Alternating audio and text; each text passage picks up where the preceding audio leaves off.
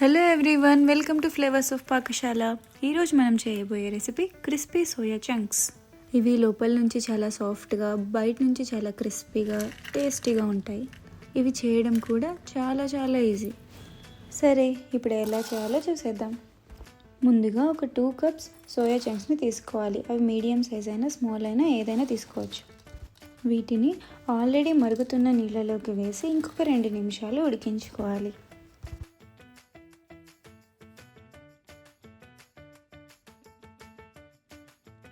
ఇప్పుడు ఈ soya chunks సాఫ్ట్గా అవుతాయి.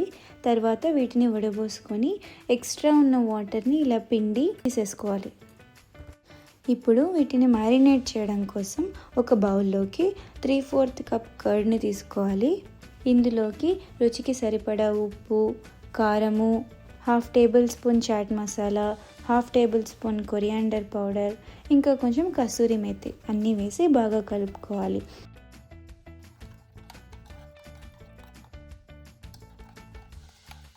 తర్వాత వీటిలోకి మనం ఇందాక ఉడికించుకున్న సోయా చంక్స్ని వేసి బాగా కలుపుకోవాలి. ఇప్పుడు ఇందులోకి 2 టేబుల్ స్పూన్ కార్న్ఫ్లోర్ కూడా వేసి బాగా కలిపి ఒక 10 మినిట్స్ దీన్ని మ్యారినేట్ చేసుకోవాలి.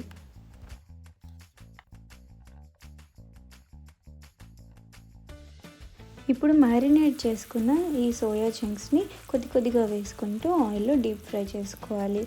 ఆయిల్ని అవాయిడ్ చేయాలి అనుకున్న వాళ్ళు ఎయిర్ ఫ్రైయర్లో కూడా ఫ్రై చేసుకోవచ్చు. వీటిని ఆయిల్లో వేసాక అలాగే 1 నిమిషం వదిలేయండి. ఆ తర్వాత తిప్పుతూ బాగా ఎర్రగా క్రిస్పీగా వచ్చే వరకు ఫ్రై చేసుకోవాలి.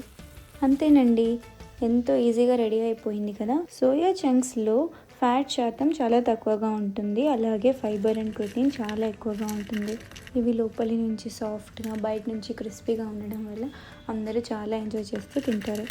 ఇలాంటి మరెన్నో రెసిపీస్ కోసం లైక్, షేర్ అండ్ సబ్స్క్రైబ్ చేయడం మర్చిపోకండి. మరొక కొత్త రెసిపీతో మళ్ళీ కలుద్దాం. Until then, stay healthy, stay happy.